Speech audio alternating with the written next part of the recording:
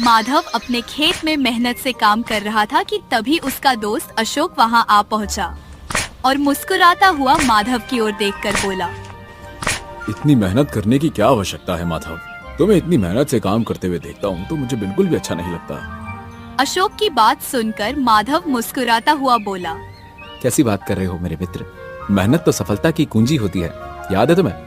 हाँ, अच्छी तरह से याद है, परंतु इतनी मेहनत भी अच्छी नहीं होती कि अपने शरीर को बीमार कर लिया जाए। अशोक, जो व्यक्ति मेहनत करता है बीमारियां उससे 100 कोस दूर रहती है। हाँ, तुम्हारी बात तो सही है, लेकिन एक सच और भी है। कौन सा सच? मेहनत से केवल दाल रोटी ही चल सकती है, राजा महाराजा की तरह महल नहीं बनाए जा सकते। यह सुनकर माधव जोर जोर से हंसते हुए बोला, मनुष्य अपने जीवन में कितने भी बड़े महल क्यों ना बना ले, परंतु उसका पेट रोटी ही भरती है। इस बात को कभी नहीं भूलना। माधव की बात सुनकर अशोक मुस्कुराते हुए बोला, हाँ हाँ, हर बार की तरह तुम ही जीते और मैं हारा। अब जल्दी घर चलो, भूख के मारे मेरा हाल बेहाल होगा जा रहा है। जब तुम यहाँ आए थे मैं तभी समझ गया था। चलो। कुछ ही देर में अशोक और माधव धीरे धीरे कदमों से चलते हुए गांव की ओर चल पड़े। रास्ते में अशोक माधव से बोला, जब तक तुम्हारे हाथ का बना हुआ खाना नहीं खा लेता तब तक मुझे नींद नहीं आती है। अच्छा ये बताओ, अब तुम विवाह कब कर रहे हो? सोच लो, अगर मैंने विवाह कर लिया तो फिर मेरे हाथ का खाना तुम नहीं खा पाओगे। तुम्हें अपनी भाभी के हाथ का खाना खाना पड़ेगा, और पता नहीं तुम्हें तुम्हारी भाभी के हाथ का बनाया हुआ खाना पसंद आएगा या नहीं। अरे मुझे पूरा विश्वास है कि तुम्हारी पत्नी भी बहुत अच्छा खाना बनाएगी, क्योंकि मैं जानता हूँ वो खाना बहुत अच्छा बनाती है। क्या क्या कहना चाहते हो तुम? आदित्य गांव के सभी लोग जानते हैं कि मुखिया जी की इकलौती पुत्री राधा तुम्हें पसंद करती है, और तुम भी राधा को पसंद करते हो। और माह के 15 दिन राधा ही शाम का खाना तुम्हें देने आती है, वो भी अपने हाथ का बना हुआ। और राधा खाना बहुत अच्छा बनाती है। अशोक की बात सुनकर माधव हंसने लगा। कुछ ही देर में वह दोनों घर पहुंच गए। घर पहुंचकर माधव लकड़ियां चूल्हे पर जलाने ही वाला था कि तभी मुखिया की इकलौती पुत्री राधा वहां आ पहुंची। ये क्या कर रहे हो माधव? खाना बनाने जा रहा हूँ। माधव की बात सुनकर राधा बनावटी गुस्सा दिखाते हुए बोली, कितनी बार कहा है माधव कि तुम्हें खाना बनाने की कोई आवश्यकता नहीं है। माँ बहुत गुस्सा करती है। वो हमेशा कहती है कि एक तो माधव वैसे भी सारा दिन खेत में मेहनत करता रहता है, ऊपर से रात में आकर भोजन भी बनाता है। माँ को ये बिल्कुल भी अच्छा नहीं लगता, इसलिए वो रोज फिक्र में तुम्हारे लिए भोजन भेजती है। राधा की बात सुनकर अशोक हंसता हुआ बोला, राधा माँ को बुरा लगता है या तुम्हें बुरा लगता है? अशोक की बात सुनकर राधा अशोक की ओर देखकर बोली, क्या मतलब है तुम्हारा? माँ को बुरा लगता है? तुम क्या जानो पड़ोसी का मतलब क्या होता है? माधव हमारा पड़ोसी है। वो पड़ोसी ही क्या जो एक दूसरे के सुख दुख में काम ना आए। और वैसे भी माँ कहती है जब माधव की माँ जीवित थी तब वो मेरी माँ की बहुत अच्छी सहेली थी। इतना कहकर राधा भोजन देकर वहाँ से चली गई।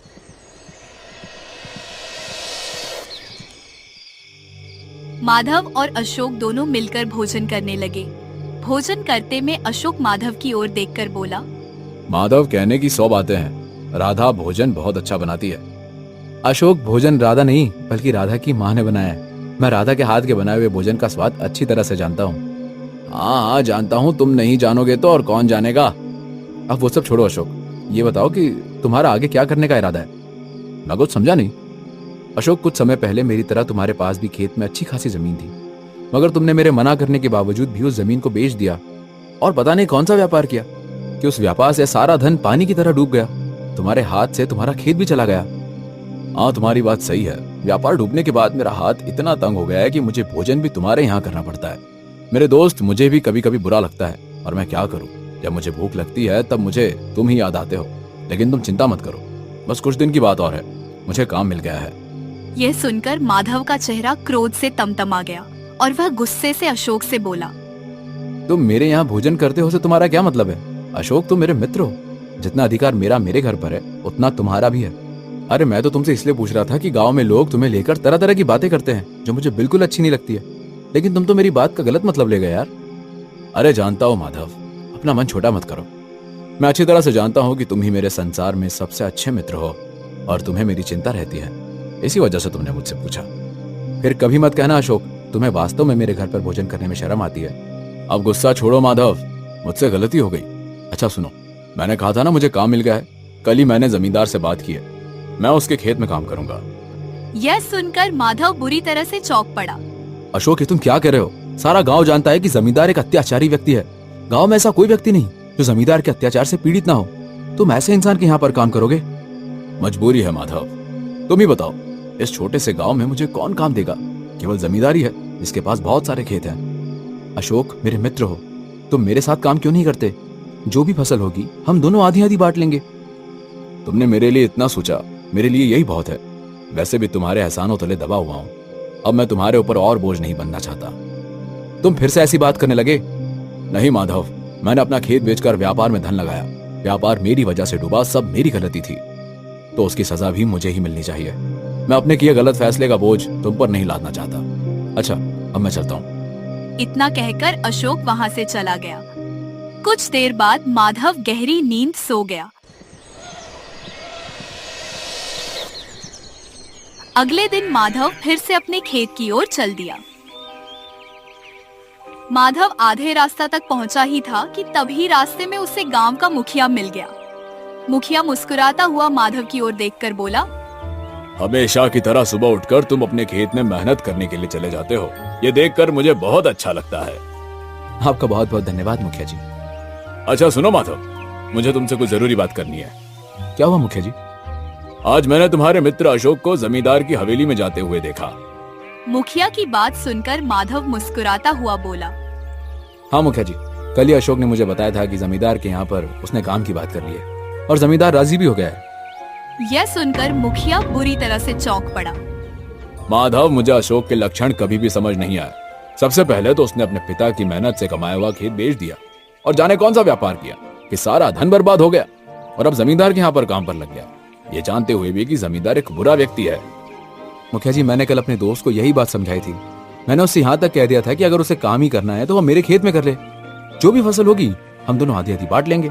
मगर उसका कहना है कि वो मेरे ऊपर बोझ नहीं बनना चाहता। माधव, अशोक तुम्हारा मित्र है। तुम्हारी मित्रता की मिसाल आसपास के राज्यों में दी जाती है और एक मित्र दूसरे मित्र को गलत रास्ते पर जाने के लिए रोकता है। अशोक जमींदार के यहाँ पर काम पर लग गया है और तुमने वो कहावत तो सुनी होगी कि खरबूजे को देखकर खरबूजा भी रंग बदलने लगता है। संगत का असर बहुत बुरा होता है माधव। मुझे डर है कि कहीं तुम्हारा मित्र अशोक जमींदार की तरह ना हो जाए। वैसे भी उसे बहुत जल्दी धन कमाने की लालसा हमेशा रहती है। इतना बोलकर मुखिया वहां से चला गया। मुखिया के जाने के बाद माधव गहरी सोच में डूब गया। माधव उसी गहरी सोच में डूबा हुआ अपने खेत चला गया। इधर अशोक जमींदार की हवेली के अंदर जमींदार के सामने खड़ा हुआ था। अशोक को देखकर जमींदार मुस्कुराते हुए बोला, तुम तो प्रातःकाल मेरी हवेली में चले आए अशोक। इसका मतलब तुम्हें काम की कुछ ज्यादा ही जरूरत है। सही कहा जमींदार, अगर मुझे काम की जरूरत नहीं होती तो मैं तुम्हारी हवेली में कभी नहीं आता। जानता हूँ तुम क्या कहना चाहते हो। तुम और तुम्हारा मित्र माधव मुझे इस गांव का सबसे बड़ा अत्याचारी इंसान मानते हो, लेकिन मुझे तुम दोनों की सोच से, यहाँ तक कि इस पूरे गांव की सोच से कोई फर्क नहीं पड़ता। और मेरी बात ध्यान से सुनो। तुम्हें याद तो होगा कि जब तुमने मुझसे काम मांगा था तो मैंने तुमसे कहा था कि अगर मैं तुमसे कोई भी काम करवाऊं तो वो तुम्हें करना होगा। याद है? तो फिर जाओ, जाकर मेरे कक्ष की सफाई करो और उसके बाद खेत चले जाना। वहां जाकर तुम्हें मेरे नौकर बता देंगे कि वहां क्या करना है। जमींदार की बात सुनकर अशोक जमींदार के कक्ष में चला गया और उसके कक्ष की साफ सफाई करने लगा। तभी अशोक की नजर अलमारी में रखे हुए एक बहुत पुराने कागज पर पड़ी। अशोक उस प्राचीन कागज की ओर देखकर अपने आप से बोला, ये तो कोई नक्शा मालूम पड़ता है। अशोक उस नक्शे को बहुत गौर से देखता हुआ अपने आप से बोला, ये तो हमारे गांव के नजदीक उस खंडरनुमा महल का नक्शा है। इस नक्शे के मुताबिक तो उस खंडरनुमा महल के अंदर कोई खजाना दबा हुआ है। इतना बोलकर अशोक ने उस नक्शे को बड़ी ही चालाकी से अपनी जेब में रख लिया।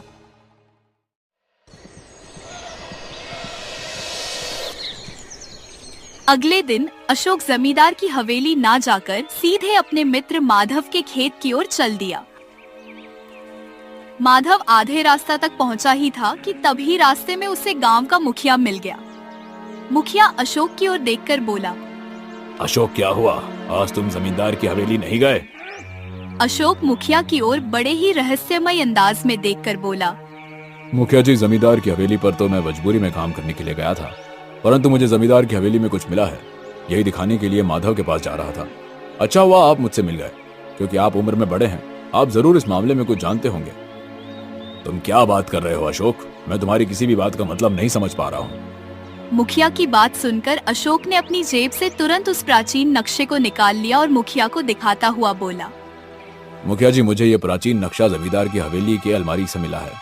इस नक्शे के मुताबिक हमारे गांव के पास जो खंडरनुमा महल है, उसके अंदर खजाना दबा हुआ है। अशोक की बात सुनकर मुखिया चौंकते हुए अशोक की ओर देखकर बोला, अशोक, इस बारे में भूल जाओ और उस और मत जाना जहाँ पर से वापस आने का कोई रास्ता ही ना हो। ये सुनकर अशोक बुरी तरह से चौंकता हुआ बोला, आप कहना क्या चाहते हैं मुखिया जी? अशोक, कहते हैं कि बरसों पहले वहाँ पर किसी राजा का महल हुआ करता था, जो वक्त की रेत में दब गया। तुम जो नक्शा अपने हाथ में लिए टहलते फिर रहे हो, पहले यही नक्शा लोगों की जुबान पर था। सच बताऊं अशोक, तो उस खंडरनुमा महल के अंदर खजाने के लालच में आज तक जो भी गया, वो कभी वापस लौट कर नहीं आया। इतना बोलकर मुखिया वहाँ से चला गया। मगर अशोक, जिसके मन में हमेशा से बहुत ही जल्द धनवान बनने की लालसा रहती थी, सीधा अपने मित्र माधव के खेत में चला गया।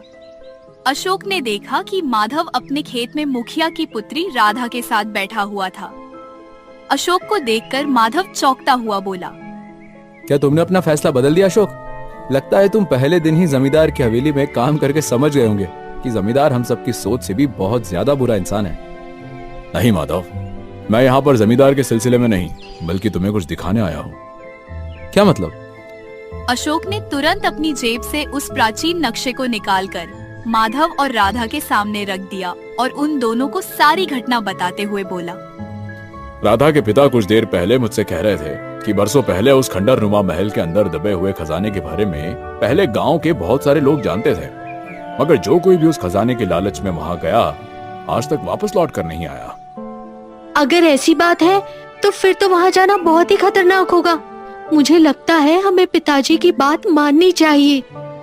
राधा, मेरा मन भी यही कहता है, मगर सोचो, अगर हम सब उस खजाने की तलाश में जाएं और खजाना पाने में सफल हो जाएं, तो रातों रात हम धनवान बन सकते हैं। अशोक की बात सुनकर राधा क्रोधित होती हुई बोली, तुम तो हमेशा बहुत जल्द धनवान बनने के बारे में ही सोचते रहते हो अशोक। मुझे डर है तुम्हारा ये लालच कहीं हम सबको किसी भारी मुसीबत में न डलवा दे। राधा की बात सुनकर अशोक शांत स्वर में राधा और माधव की ओर देखकर बोला, राधा, कल मैंने जमींदार की हवेली में पहले दिन काम किया और मैं पहले दिन ही जान गया कि हमारे गांव के न जाने कितने किसान जमींदार के कर्ज तले दबे हुए हैं। सोचो, अगर हम उस खजाने को पाने में कामयाब हो जाते हैं तो फिर हम अपने गांव के गरीब किसानों को जमींदार के अत्याचारों से मुक्ति दिला सकते हैं। हम खजाने का सारा धन लोगों की भलाई के लिए लगा सकते हैं। और वैसे भी माधव, मुझे ये खजाने का नक्शा जमींदार की हवेली के अंदर उसके ही कक्ष में मिला है। माधव, इस बात की गहराई तक सोचो, जमींदार अब तक इस नक्शे को क्यों रखा हुआ है? वो जरूर उस खजाने को पाने की लालसा में रहता होगा। इससे पहले कि जमींदार वहां पहुंचे, मुझे लगता है कि हम तीनों को वो खजाना जमींदार से पहले हासिल कर लेना चाहिए। अशोक की बात सुनकर राधा और माधव एक दूसरे की ओर देखने लगे। खजाने का तो मुझे पता नहीं मेरे मित्र, लेकिन तुम्हारे मन में गरीब किसानों के प्रति दया देखकर मुझे बहुत अच्छा लगा। आज तुम्हारी बातें सुनकर मुझे तुम्हारे ऊपर गर्व महसूस हो रहा है कि तुम मेरे मित्र हो। तभी राधा गहरी सोच में डूबती हुई माधव से बोली, माधव, पिताजी ने कहा है कि वहाँ कोई भी गया तो आज तक कभी वापस नहीं आया। इसका मतलब ये है कि उस खंडर में कोई ना कोई रहस्य जरूर है। मुझे लगता है कि हमें एक बार गांव के नजदीक तालाब के पास रहने वाले साधु महाराज से बात करनी चाहिए। तालाब के किनारे वाले रहने वाले साधु महाराज इसमें हमारी क्या सहायता कर सकते हैं? मेरी माँ बताती है कि वो साधु वर्षों से उसी तालाब के किनारे रह रहे हैं। उनके अंदर कुछ दिव्य और चमत्कारिक शक्तियाँ भी है। और मत भूलो अशोक, तालाब के किनारे से कुछ दूर स्थित ही वो महलनुमा खंडर भी है। मुझे लगता है हम सबको सबसे पहले जाकर साधु महाराज से परामर्श लेना चाहिए। ठीक है राधा, अगर तुम्हारी यही मर्जी है तो सबसे पहले हम साधु महाराज के पास जाएंगे।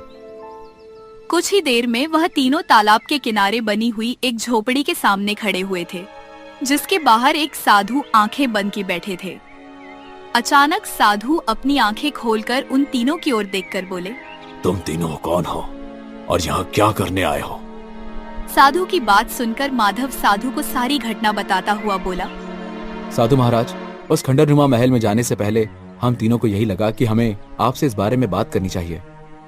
साधु महाराज, आप वर्षों से खंडरनुमा महल के नजदीक इस तालाब के किनारे रह रहे हैं और मेरी माँ बताती है कि आप एक दिव्य साधु हैं। क्या आप जानते हैं कि वर्षों से आखिर उस खजाने की खोज में उस खंडर के अंदर कोई भी गया है? वो आज तक वापस क्यों नहीं आया? साधु बड़े ही रहस्यमय अंदाज में उन तीनों की ओर देखकर बोले।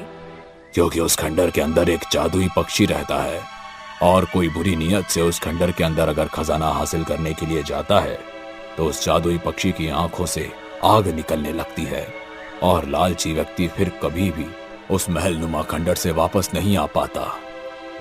यह सुनकर अशोक, माधव और राधा बुरी तरह से घबरा गए।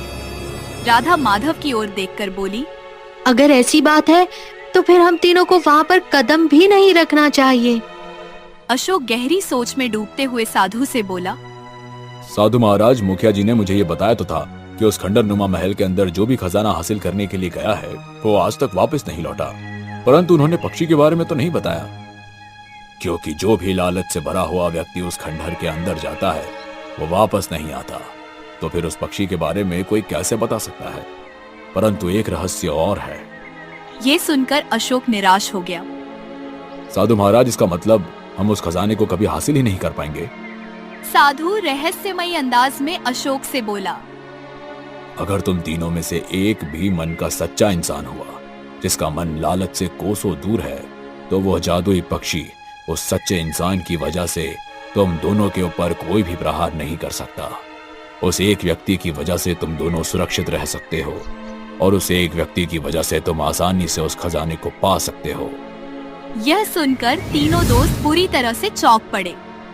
मैं आपकी बात का मतलब नहीं समझा। मैंने अभी जो भी कहा उसे गहराई से सोचना, तुम्हें समझ आ जाएगा। और हाँ, मैं हमेशा यही रहता हूँ, मैं तुम्हें यही मिलूंगा। कुछ देर बाद वह तीनों खेत में वापस आ गए। मुझे लगता है कि हम तीनों को खजाने के बारे में विचार छोड़ देना चाहिए। नहीं राधा, तुमने शायद साधु महाराज की बात को गौर से नहीं सुना। उन्होंने कहा कि अगर हम तीनों में से एक भी मन का सच्चा हुआ जो लालच से कोसों दूर है, तो हम उस व्यक्ति की वजह से बच सकते हैं और खजाने को हासिल कर सकते हैं। और मुझे लगता है कि वो हम तीनों में एक ही व्यक्ति है। कौन है वो? तुम। और कौन? तुम्हारे मन में दूसरों के प्रति प्रेम है और तुम हमेशा गरीबों की चिंता करते हो और तुम्हारा मन लालच से भी दूर है। यह सुनकर राधा बुरी तरह से चौंक पड़ी। अशोक सही कहता है माधव, हम तीनों में से केवल तुम ही हो जिसके मन में कोई लालच नहीं है। अब मुझे साधु महाराज की बात की गहराई समझ आ रही है। उन्होंने कहा था कि मेरी बात को गहराई से सोचना। तो तुम कहना क्या चाहती हो? मुझे लगता है कि एक बार प्रयास करने में क्या जाता है। अगर हम तीनों को खजाना मिल जाता है तो उस खजाने की वजह से गांव के तमाम गरीब किसानों को जमींदार के अत्याचारों से मुक्ति मिल सकती है। ठीक है राधा, अगर बात गरीब किसानों को बचाने की है तो फिर मैं कुछ भी करने के लिए तैयार हूँ। कुछ ही देर में वह तीनों खंडहरनुमा महल के बाहर खड़े हुए थे। उस महल के चारों ओर घनी झाड़ियां थीं और वहां पर एक अजीब सा सन्नाटा फैला हुआ था। उस महलनुमा खंडहर को देखकर ऐसा लगता था मानो हजारों वर्षों पहले वहां पर कभी महल हुआ करता हो जो वक्त की रेत में कहीं खो गया हो। राधा माधव और अशोक की ओर देखकर बोली। मुझे लगता है हम दोनों को अंदर जाना चाहिए। पहला कदम मैं रखूंगा। इतना बोलकर माधव बगैर डरे उस महल के अंदर प्रवेश कर गया। माधव को देखकर राधा और अशोक भी महल के अंदर चले गए। वह तीनों महल के अंदर गए ही थे कि तभी एक पक्षी उड़ता हुआ उन तीनों के पास आकर बैठ गया और उन तीनों को घूरने लगा। अचानक वह मनुष्य की आवाज में उन तीनों की ओर देखकर बोला। कौन हो तुम तीनों? क्या तुम्हें पता नहीं यहाँ जो भी आता है वो जीवित नहीं जाता? पता है। और उसके बाद भी तुम यहाँ मरने के लिए चले आए? तुम तीनों यहाँ खजाना हासिल करने के लिए आए हो ना? राधा डरते हुए जादुई पक्षी से बोली। हाँ। ठीक है, तो फिर मेरा तुम तीनों से एक एक सवाल है। अगर तुम तीनों में से किसी एक ने भी मेरे सवाल का सही उत्तर दे दिया तो तुम अपनी खोज जारी रख सकते हो। मगर मेरे सवाल का उत्तर तुम तीनों ने गलत दिया तो फिर तुम कभी यहाँ से बाहर नहीं जा पाओगे। क्या तुम्हें मंजूर है? हाँ, मुझे मंजूर है। ठीक है, तो मेरा पहला सवाल यह है कि खजाना हासिल करने के बाद तुम तीनों सबसे पहले क्या करोगे?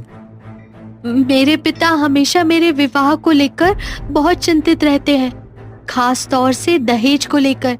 मैं सबसे पहले उसमें से कुछ धन अपने पिता को दूंगी ताकि वो चिंता से मुक्त हो जाए, और उसके बाद बाकी धन मैं गरीबों में बांट दूंगी। कुछ समय पहले मैंने अपना खेत बेचकर एक व्यापार शुरू किया था। व्यापार बर्बाद हो गया और मेरा धन भी डूब गया। मेरे ऊपर कुछ साहूकारों का कर्ज भी हो गया। सबसे पहले उन साहूकारों का कर्ज चुकाऊंगा और फिर गरीबों की मदद करूंगा। जादुई पक्षी माधव की ओर देखकर घूरने लगा। अगर मुझे सबसे पहले खजाना मिल जाता है तो मैं सबसे पहले राधा के पिता को उसमें से कुछ धन दूंगा ताकि वो राधा के दहेज के लिए निश्चिंत हो जाएं।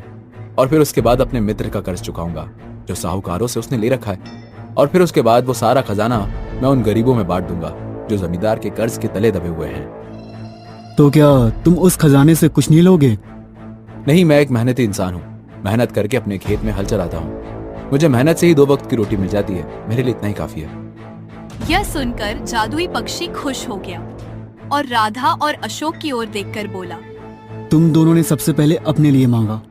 तुम दोनों ने सबसे पहली प्राथमिकता अपने लिए रखी, इसलिए तुम्हारा उत्तर गलत था। मगर तुम्हारे मित्र माधव ने पहली प्राथमिकता तुम दोनों के लिए रखी और दूसरी प्राथमिकता गरीबों के लिए रखी। उसने अपने लिए कुछ नहीं मांगा। माधव ही खजाने का असली वारिस है। जो दूसरों के लिए जीता है वही सच्चा इंसान होता है। तुम अपने दोस्त की वजह से बच गए। इतना कहकर वह जादुई पक्षी गायब हो गया। तुमने तो कमाल कर दिया मेरे मित्र। लेकिन अब कमाल करने की बारी तुम्हारी है। नक्शा तुम्हारे पास है, बताओ वो खजाना कहाँ है? अशोक ने सबको अपने साथ आने के लिए कहा। कुछ ही देर में वह तीनों महल के जर्जर हो चुके एक कक्ष के अंदर खड़े हुए थे। उस कक्ष के फर्श पर लकड़ी का दरवाजा था। माधव ने दरवाजे को खोल दिया। नीचे सीढ़ियां बनी हुई थी। नक्शे के मुताबिक खजाना तहखाने में है। माधव ने तुरंत एक पुरानी मशाल को उठाकर जला लिया और जलती हुई मशाल लिए राधा के साथ नीचे उतर गया। उन दोनों के जाते ही अचानक अशोक के होठों पर रहस्य में मुस्कुराहट आ गई और उसने तुरंत दरवाजे को बंद कर दिया। यह देखकर नीचे राधा और माधव पूरी तरह से चौंक पड़े। ये तुम क्या कह रहे हो अशोक? मूर्ख, तुम और राधा इसी तहखाने में रहकर हमेशा के लिए खत्म हो जाओगे और मैं और जमींदार खजाने को लेकर ऐश करेंगे। यह सुनकर राधा और अशोक बुरी तरह से चौंक पड़े। क्या कहना चाहते हो तुम? माधव, ये सच है कि मैं तुम्हारा मित्र हूँ, परंतु उतना ही सच ये भी है कि तुम मेरे मित्र कभी नहीं थे। तुम हमेशा मुझसे एक कदम आगे रहे। यहाँ तक कि मेरे गांव में हर कोई तुम्हारी प्रशंसा करता रहा, मेरी नहीं। मैं हमेशा इसी मौके की तलाश में था। तभी वहाँ पर जमींदार पहुँचा और अशोक की ओर देखकर मुस्कुराता हुआ बोला, लगता है तुमने अपने दोनों मित्रों को तहखाने में बंद कर दिया। हाँ। इतना कहकर जमींदार अशोक से बोला, माधव, अशोक मेरा खास आदमी है। ये मेरे लिए ही काम करता है। उसने तो तुमसे मित्रता करके अच्छाई का नकाब ओढ़ रखा था। अशोक का नक्शे को तुम्हारे पास लेकर आना मेरी ही योजना का हिस्सा था, क्योंकि मैं उस जादुई पक्षी का रहस्य जानता था। मैं जानता था कि तुम आसानी से उसके प्रश्नों का उत्तर दे दोगे। इतना कहकर जमींदार अशोक से बोला, अशोक, खजाना दूसरे कक्ष में है, हम वही चलते हैं। अशोक और जमींदार दूसरे कक्ष में चले गए। इधर माधव मशाल लेकर राधा के साथ तहखाने के अंदर उतर आया। राधा उदास होकर माधव से बोली, लगता है अब हम यहाँ से कभी बाहर नहीं निकल पाएंगे। तुम्हारा मित्र तो बहुत बड़ा धोखेबाज निकला। राधा, भगवान पर भरोसा रखो। तभी माधव की नजर एक बक्से पर पड़ी। राधा, वो देखो, सामने एक बक्सा है। माधव तुरंत उस बक्से के पास चला गया।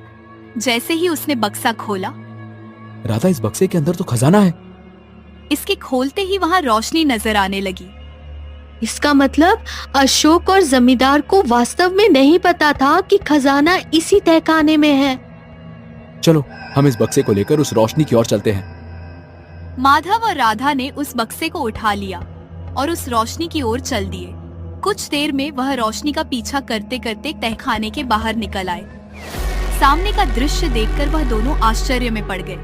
वह दोनों इस तालाब के पास खड़े हुए थे जहाँ पर साधु मिले थे। साधु रहस्यमय अंदाज में अशोक और राधा की ओर देखकर मुस्कुराने लगा।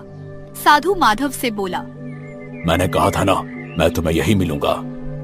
साधु महाराज, ये सब का क्या रहस्य है? जानते हो माधव, जब तुम पहली बार अशोक के साथ यहाँ आए थे तब मैं समझ गया था कि अशोक को जमींदार ने ही तुम्हारे पास भेजा था। मैं जानता हूँ कि तुम्हारा मित्र अशोक एक धोखेबाज व्यक्ति है। कुछ समय पहले जमींदार भेष बदल कर मुझसे इस खजाने का रहस्य पता करने के लिए आया था। तब मैंने उसे जादुई पक्षी के बारे में बताया था। तब से जमींदार को एक ऐसे ही व्यक्ति की तलाश थी जो लालच से दूर हो। जब अशोक ने जमींदार को तुम्हारे बारे में बताया तभी जमींदार के मन में यह कुटिल योजना आ गई, मगर वह मूर्ख एक रहस्य नहीं जानता था जो रहस्य मैं जानता हूँ। कैसा रहस्य? उस जादुई पक्षी ने तुमसे एक वाक्य कहा होगा कि तुम ही इस खजाने के असली वारिस हो माधव। हाँ, कहा था। उसने सच कहा था। यह खजाना तुम्हारे ही पूर्वजों का था। तुम्हारे ही पूर्वजों ने अपने जादू की शक्ति से उस जादुई पक्षी को बनाया था और उसे हर व्यक्ति से यही सवाल करने को कहा था, क्योंकि वो जानते थे कि उनकी ही पीढ़ियों में से कोई एक व्यक्ति आएगा जो उस जादुई पक्षी का सही उत्तर दे सकता है। तुम्हारे पूर्वजों ने बुरे लोगों से बचने के लिए ही उस खजाने को उस प्राचीन खंडरनुमा महल में छुपाया था। लेकिन साधु महाराज, जमींदार और अशोक कहाँ गए? वो महल के दूसरे कक्ष में उस खजाने की खोज में गए हैं, जहाँ पर उन्हें खजाना नहीं बल्कि वही जादुई पक्षी मिलेगा जो उन्हें अब तक पत्थर बना चुका होगा, क्योंकि वो नक्शे के मुताबिक चल रहे थे। नक्शे के मुताबिक खजाना दूसरे कक्ष में है। सच तो ये था कि खजाना तहखाने में था जो तुम्हारा मित्र नहीं समझ पाया और उसने तुम्हें और राधा को मरने के लिए उस तहखाने में बंद कर दिया। गांव वालों को जमींदार से मुक्ति मिल चुकी है। अगर तुम्हें विश्वास नहीं होता तो जाकर एक बार तुम स्वयं अपनी आंखों से देख लो। साधु के कहने पर राधा और माधव खंडहर के अंदर जब दूसरे कक्ष में गए तो उन्होंने देखा कि जमींदार और उसका मित्र अशोक पत्थर के बन चुके थे। माधव आंखों में आंसू लिया हुआ अपने मित्र की ओर देखकर बोला, काश तुम धोखेबाज ना होते तो आज हम दोनों साथ होते। राधा और माधव खजाना लेकर अपने गांव चले गए। दोस्तों, आपको हमारी स्टोरी कैसी लगी? हमें कमेंट करके जरूर बताइए। इस स्टोरी को लाइक और शेयर करें और हाँ, हमारे चैनल को सब्सक्राइब करना ना भूलें। Thank you.